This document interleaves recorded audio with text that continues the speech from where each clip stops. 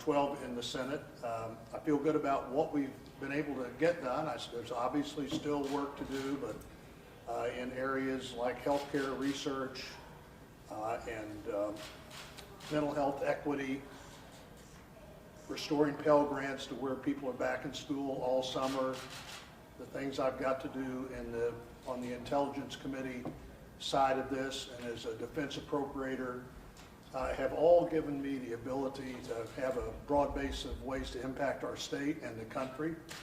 I'm grateful for that. I look forward to the next 2 years of that, and then whatever comes after that will be something I'm looking forward to as well, though I have no idea what that might be. So tried to get here Saturday, frankly, to do this as part of a Greene County Lincoln Day, which was one of the bigger political events that we still have continued to have, and that didn't quite work out that way, but I wanted to be here at home and see all of you before I see the Washington Press tomorrow, and was glad to be here today and talked to lots of people today and was glad to get a chance to do that. So let's talk about whatever you want to while I'm still at the airport, as opposed to leaving the airport. Your decision to not run again, what led up to that? Well, you know, if this was a 4-year decision or a 6-year decision, might have been a bigger decision, but it's an 8-year decision. And, you know, I'm grateful for the time I've had to serve. I think this is going to be a particularly good election year, frankly, for Republicans. I think 2022 will be a great year for someone new to take this Senate seat, just like 2010 was. In fact, I think our friends on the other side are almost replicating, and maybe at warp speed, not to overuse a term that we've used with my involvement with vaccines, but at a very quick rate. I think they're heading in a direction that will make 22 a great year for Republicans. I think it would have been a great year for me.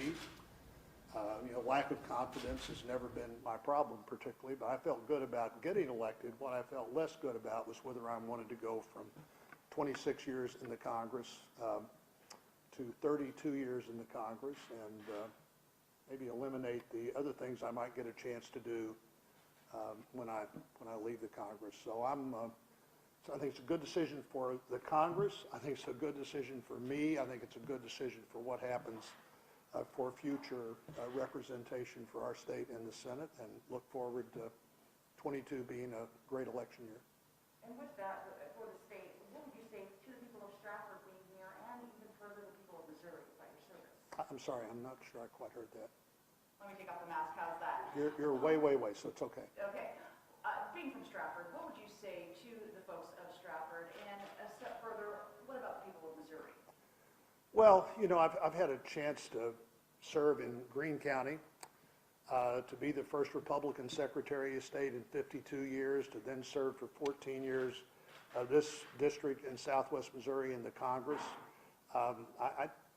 My belief is I've been around this state and been in more places in this state than almost anybody else who's served in public office. I obviously particularly understand Greene County and Stratford and Southwest Missouri. You know, I've done my best to serve well, but I think they're going to have another great person serving them in the Senate. We've got a great congressional delegation, including Billy Long, and there are plenty of potential Senate candidates out there, and I assume they're going to start sorting this all out pretty quickly. You know, what we've done with workforce preparation, I think understanding how much transportation means to us. If you live in Stratford, Missouri, or Greene County, Missouri, or Springfield, Missouri, where I've lived for some years now, you understand transportation and trucking and the railroad system and how those things all very much are part of what we do. The advances we've made in the 26 years I've been in the Congress in our community colleges and the workforce preparation elements of that. One of the things I've done that I was particularly involved in and maybe responsible for was restoring year-round Pell so that people that get in those training opportunities, or people who are first-time college students, or people who've returned to college, have a system that's working for them. If they can maintain that system, they're much more likely to graduate than the 10 years when we didn't have year-round Pell. So you'd go to school, you'd leave with great intention, and people where we live understand that. You know, I'm the first person in my family to graduate from college. A lot of people who are doing that. I've also been working hard on things like stackable certificates that may or may not lead to a degree, but particularly lead to a job, and trying to do things that connect early with people about what jobs are out there and what those jobs really pay. And, you know, there's all kinds of ways to get prepared for what you want to do as opposed to what you think you might want to do without very much information. So I hope people where we're from, right here, feel good about my service. And you can't be right every time, and I voted a lot of times, but I always voted with the information I had. And pretty easy to look back 5 years, 10 years, 15 years and say, well, that could have been a better choice. It's kind of like the 4 years I was president at Southwest Baptist University. People have a lot of time to think about the decision you made in 15 minutes, and they're all pretty well informed and pretty smart and have a lot of time to think about that you don't. So I'm grateful to have had the chance to serve. And I'm optimistic about our country. I think we are at a moment now where if we make the right decisions, really good things can happen for us. And I intend to be part of that the next 2 years and hope to be where I can continue to give advice after that. One last question, and then I'll give everybody else the floor. I'm sorry. What about Eric Greitens? He's been criticizing you a lot lately, somewhat taking you to task. There's some, indication or rumor perhaps maybe he could be following your footsteps and maybe perhaps replacing you. What would you say to that dialogue that's occurring? Well, I thought about that a little bit. I think it's probably, I wouldn't want to elevate anybody or denigrate anybody by talking about who can run a free country, and anybody that's been saying negative things about me has a really big group of people that they're part of. My guess is I have more bad things said about me by 9 o'clock every morning than most people do in their whole life, and I'm okay with that. But this will sort itself out, and I am absolutely confident I would have been elected. I'm confident the Republican nominee will be elected, and I think this is a good year for that transition. Okay, we're going to go, yeah. I am curious. You are probably going to have a lot of folks. I'm going to have a heart. Can you? You are probably going to have a lot of folks running to succeed you, and I wonder, what advice do you have for them? I mean, you've been in Congress for decades. Mm-hmm. Unless they come from the House, they'll be starting anew. What should they know? Well, we'll see how many people ask for advice, but the advice I'd give today in response to that question is don't spend a lot of time talking about what you'll never do. The things you think you'll never do may be your very best option the day you have to make a decision. I think the country in the last decade or so has sort of fallen off the edge of too many politicians saying, if you'll vote for me, I'll never compromise on anything. And the failure, that's a philosophy that particularly does not work in a democracy. We see too much of it in our politics today at all levels.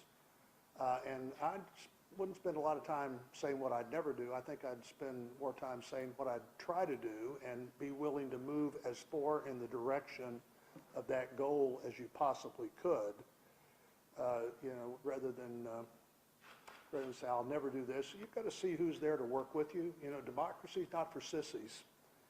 And you don't get everything you want every time you want it. And in fact, if you are, there's probably something wrong with you.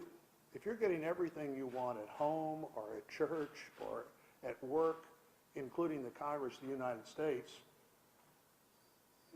that's probably, if that's what you think is going to happen, that's probably not what's going to happen. So that'd be my best advice. Think about how we want to move our country. Think about the opportunities we have, how to move in that direction, and don't spend a lot of time talking about what you'll never do. There are a handful of things for all people that you probably would never do, but it seems to me too many politicians have rushed to create this huge list of what they'll never do, which means when they get there, they never get anything done. How does President Trump and who he might back in the primary factor into your decision? You know, the president and I had a good relationship. Really started, interestingly, a month or so before he was sworn in 4 years ago. I chaired that swearing in, as I did again this time. And he and I have a good relationship, and I think he would have been for me. Who would you, what kind of person would you like to see replace you as far as temperament and ideology? Well, let's up to the voters to decide. So I really don't have a lot of advice on this. Let's see how this moves forward. I think it's pretty clear that my ideology is conservative, that I'm also for getting things done. I'm for creating a situation where you create opportunity. You do that by not having a lot of regulation that doesn't make sense. We need every regulation we absolutely have to have. We don't need any regulation that we don't absolutely have to have. We need good tax policy, good trade policy, good transportation policy. Let's let the voters decide if that's what they want and who best presents themselves as somebody willing to do that. And also understand I'm going to continue to do this job for the rest of this year and all of next year and look forward to that. Yes? Did anything that happened in the past year, for example, the events that happened at the Capitol, contribute to this decision? No. You know, I've had the chance to be involved in a lot of the daily administration of the Capitol, and one of the jobs I have. And I have great respect for the Capitol Police. I think the failure to imagine what happened on January the 6th was a problem, and we've been looking into this on a committee that I'm the top Republican on, as you know.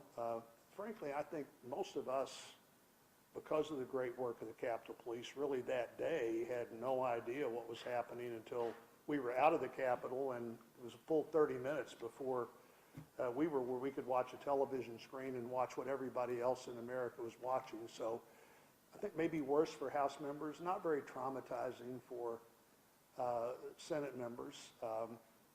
I've been moving toward this decision for a while. I would say that nothing in the stalling and the delay and the votes this weekend, not a single time, I'd already planned to do this, not a single time during that did I think, well, maybe I've made the wrong decision here. Maybe I want to stay for another several years of this. What else? Would you call this your retirement? What is your future? I wouldn't. You know, no, I would not. I'd call it ending my career in elected politics at the end of the next year and a half, and we'll see if there's anybody out there that wants me to do anything. And you know, I basically had a full-time job since I was about 17 and never had a day that I didn't have a place to go to work. It would be hard for me to think that in 2 years I'd want to not have things to do. I've given no thought to what those might be, and not particularly interested in rushing toward that. I'm interested in rushing toward a strong finish with the job I've got. And remember, 20 months is almost an entire term in the House of Representatives. This would be like I was a new congressman and I was showing up here in March to talk about what I'm going to do in the term I've been elected to. I've still got that much time left, and I am looking forward to that. I think you all know that we have really emphasized some of the things I've already mentioned. None of them are where they ought to be, but they're all dramatically further along than they would have been if we hadn't increased health research funding by 42%. We now have 41 states in legislation that Senator Stabenow and I worked on that have at least demonstration projects in at least one county of what happens if you treat mental health like all other health. Missouri was one of the eight pilot states. We've added 2 full states since the 3 years of our piloting this effort, and all those things need to be continued to move along. What we're doing in defense or cybersecurity with things like artificial intelligence and quantum computing, what it's going to take to secure this cyber world we now live in. I want to take everything I've learned in the last 24 years and make the most of it in the next 2 years. And I am committed to do that. I've got a great team to work with me. Most members of the Senate think they've got the best team in the Senate. I actually do have the best team in the Senate. And not just the great team here in the state or the great team that works in the D.C. office, but the Republican Policy Council, which is the only one of those kinds of jobs created in statute. The Republican and Democrat Policy Council work for me, which means I've got more depth in policy people than anybody else on our side. They work for everybody else, but the truth is they work for me first. The Rules Committee that will have a big say in what kind of election legislation moves forward. I'm the top Republican on that committee. I'm very opposed to the bill that the House just passed that would change the Constitution without changing the Constitution, and by that, they say that no legislatures can no longer determine redistricting maps. Well, inconveniently, the Constitution actually specifically says that that's what legislators do. If they want to find somebody to do that for them, they have the constitutional right to do that. But the Congress can't just decide that, and then the Congress can't just decide, and by the way, the final judicial say on any redistricting case will be the most liberal district court, one of the most liberal district courts in America, the circuit court rather in D.C. Public money for political campaigns, I'm not for that. Mostly I'm not for the federal government taking over an election process after Democrats argued, as I did, that these elections run by local officials this time were pretty transparent by election standards. Anything else? Got maybe one or two more. Get you, and then if you have anything. What's your biggest regret in retirement politics? Biggest regret? I'm really not very much of a regret guy. I'm a next chapter guy, not a last chapter guy. So I don't know. I'm not sure what that would be. You served in a lot of elected offices. I have. Wondered, which one was the most fun? Secretary of State. Why? I love being Secretary of State. But this, all my jobs, I've been incredibly lucky. And, one of the few people in the Congress that was a county official, a state official, and a member of both the House and Senate. One of two people in the history of the country that was elected to leadership in both the House and the Senate. I've liked them all, and I've liked them all in different ways. I did particularly like being Secretary of State. It was a job I spent 12 years here sort of preparing for a lot of it. And, it's history, it's elections, it's the business environment of the state, it's the Securities Commission. And you make so many decisions that you don't have to talk to anybody else about. Say, here's what we're going to do, and here's how we're going to do it differently. And occasionally you also have to go to the legislature to get that done, and that was a legislature that had essentially twice as many Democrats as Republicans.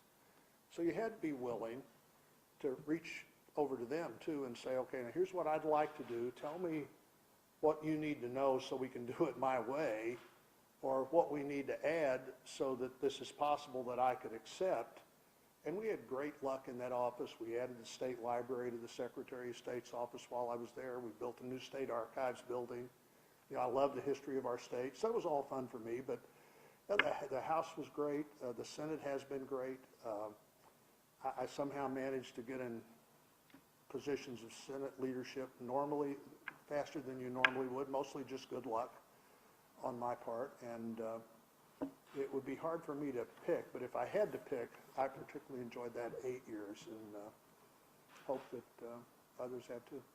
Anything else? One last question. With the perceived conflict that is happening up on Capitol Hill between the two parties, with the perceived conflict that the public perceives between Democrats and Republicans, and somewhat of the perceived turmoil that is happening on Capitol Hill, what do you see for the future of the Republican Party, and over the course of your political career, how has it evolved? Well, I actually, as I said before, I actually think the Democrats are repeating the pattern of 10 years ago, 10 years ago, of the 2000, I guess 12 years ago. What they did in 2009 and 10 appears to me exactly what they're doing again now, starting in 2021. The Republican Party will be just fine. What will unite the Republican Party is Republican elected officials and others seeing what Democrats want to do. The bill that apparently the House is going to pass tomorrow that every Republican voted against and every Democrat voted for, so there's some unity right there, voted for on Saturday, will be really popular until everybody cashes their check. I mean, when people would come up and say, well, why aren't you for this? 40% of the Republicans and 70% of everybody is for this, where almost everybody gets $1,400 and many families get $5,000 or $6,000. Of course it's popular. The Obama stimulus package was popular in 2009. It was incredibly unpopular by 2010 election day, when people began to unravel it and say, you mean people who were in prison also got the $1,400? Not all of them, but enough of them will get the $1,400. You mean that this is a COVID relief bill, that only about 10% of it gets spent this year, and the rest of it gets spent up to as late as 2028, and only $6 billion or so relates to, or 9% of it relates to health care. I think that'll be the unifying thing. And, you know, this is a very narrowly divided country. The Senate, as narrowly divided as it could possibly be, 50-50. The House, you have the smallest margin any Democrat Congress has had since 1870. And Democrats are acting like they have this big mandate to change the country, when not a single legislative house in America is lost from Republicans to Democrats. When we don't lose a single incumbent Republican in our state, and that's basically the case all over the country, there's no mandate. And when you don't have a mandate and you act like you do, the other side comes together pretty quickly and begins to understand what they need to be talking to voters about. So I think 2022 will be a great year in the country, and I think it'll be a fine year in this Senate race and probably in the other Missouri races as well. Okay? Thank you all. If I can find my suitcase, I'll be gone.